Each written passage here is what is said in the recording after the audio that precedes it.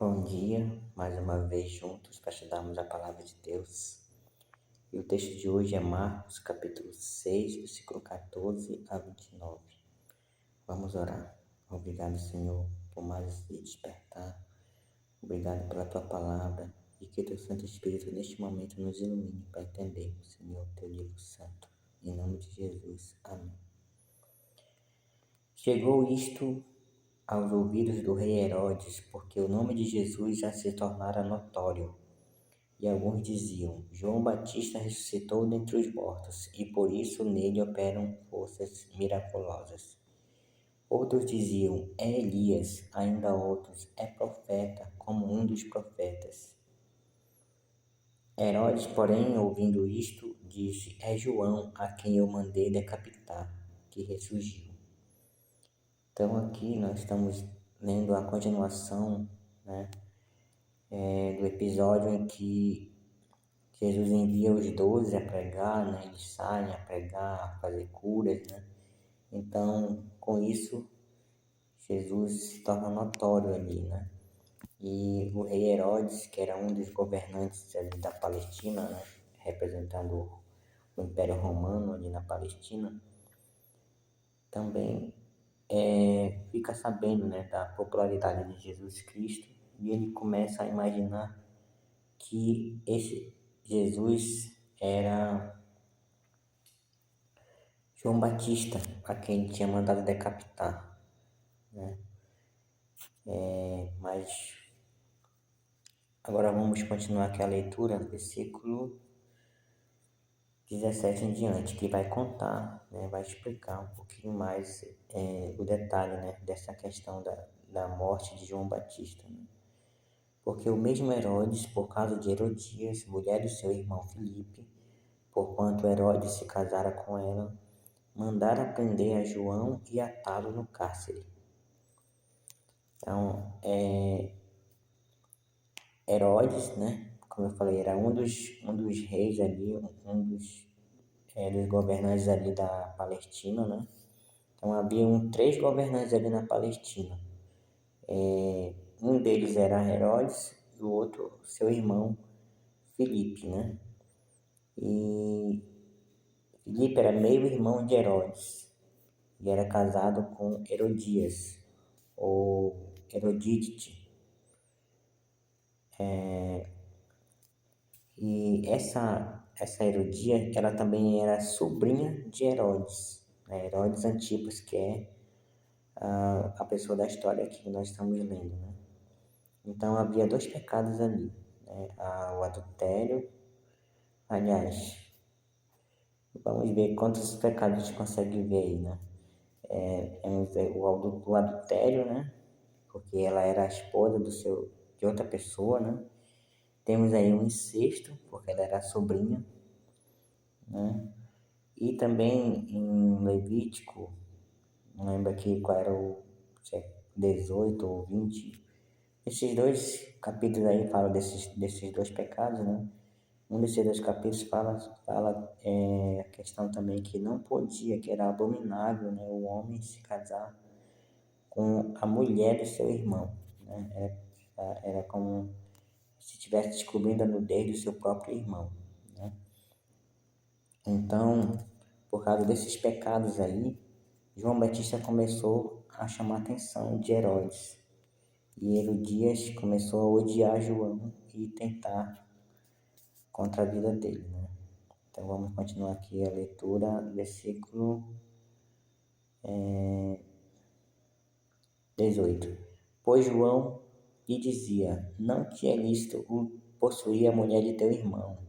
E Herodias o odiava, querendo matá-lo, e não podia, porque Herodes temia a João, sabendo que era homem justo e santo, e o tinha em segurança. E quando o ouvia, ficava perplexo, escutando-o de boa mente. Então, na verdade,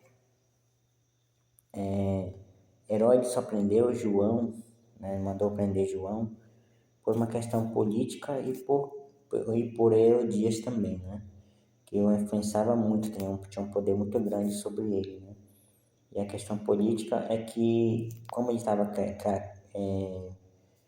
ali acusando, né, perante o povo ali, e ele não queria perder a popularidade, a favor dos judeus, né, não queria ter problema com os judeus, que ele governava ali, para que não viesse a ter problemas com César, né, o imperador, e assim perdeu o seu cargo ali.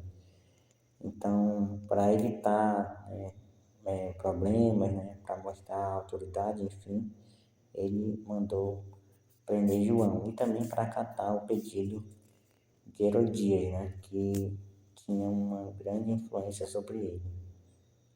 Vamos lá, continuação.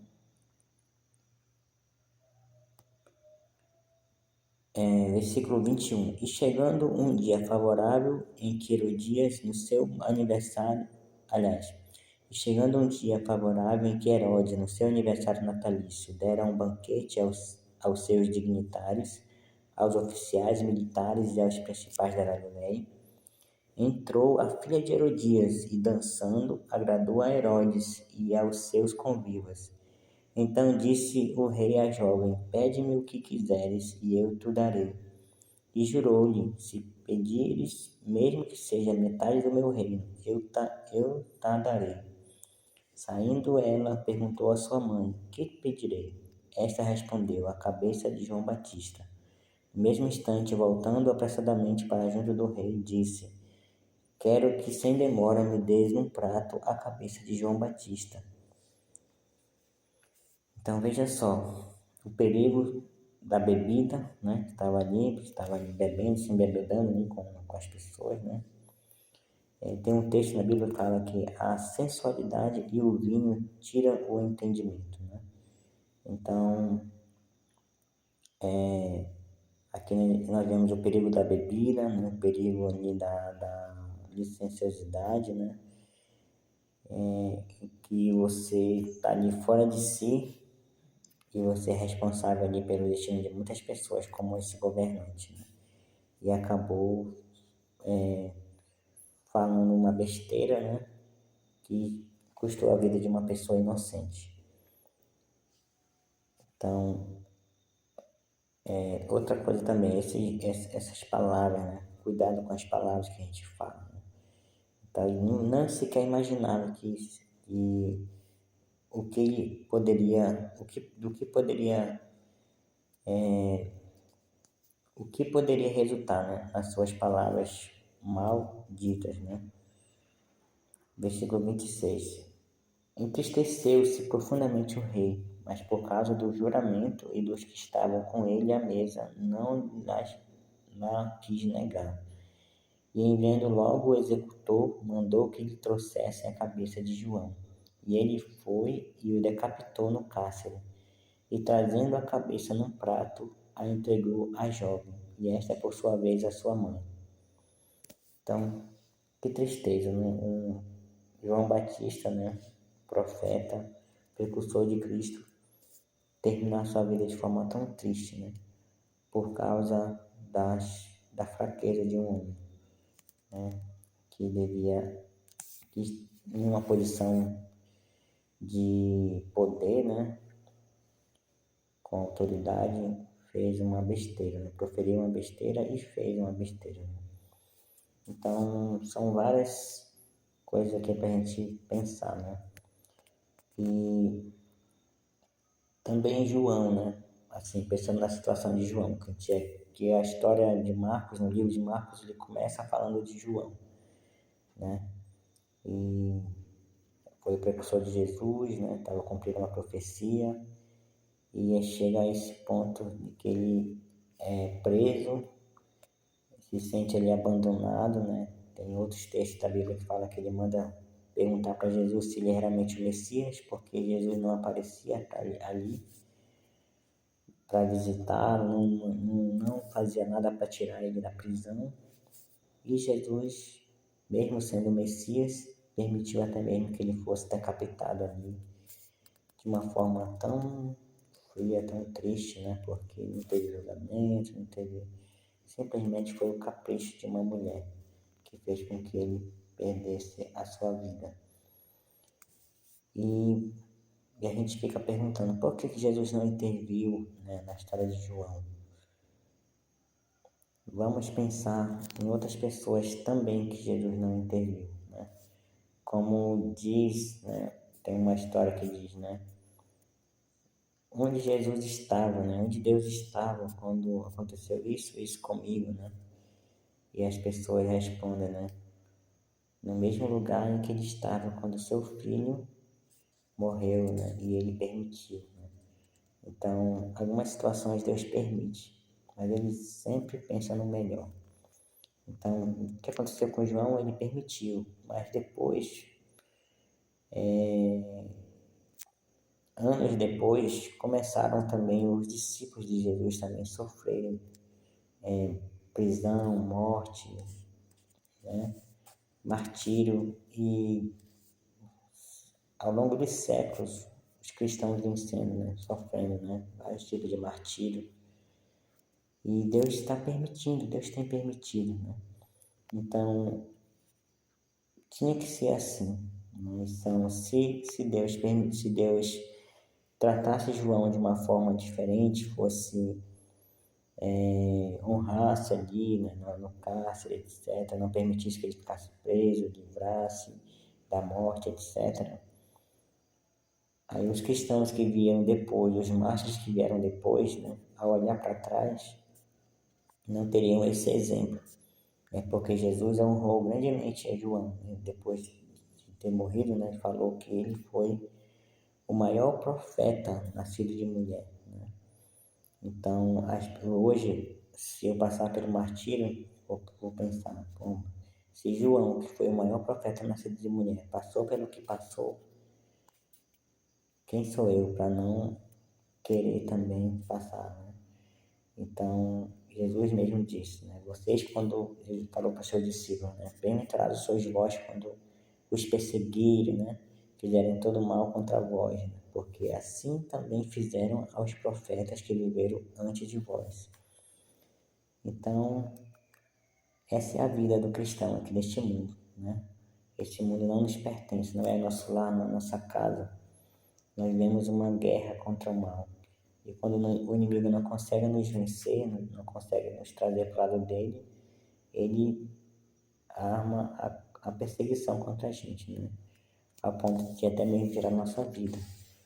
Mas o que o inimigo estava fazendo com João ali ao tirar a vida dele?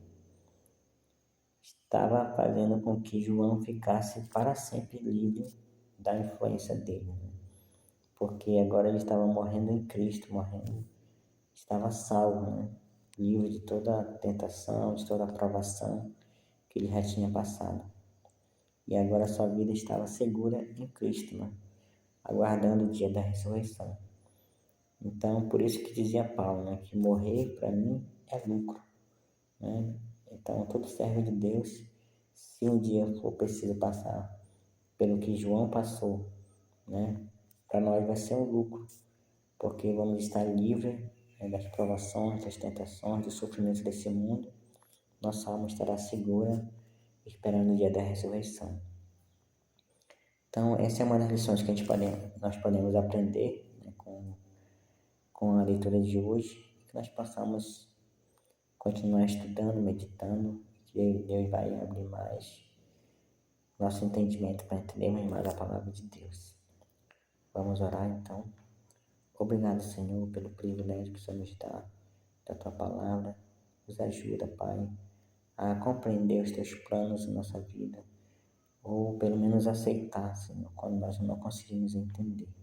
Porque o Senhor sempre pensa no melhor, mesmo que esse melhor seja triste, mesmo que às vezes passemos por injustiça, mas se o Senhor permitiu, o Senhor está no controle e precisamos esperar no resultado, Senhor, esperar em Ti, Senhor. Dá-nos um bom dia, fica conosco. Somente que nós pedimos e agradecemos em nome de Jesus. Amém.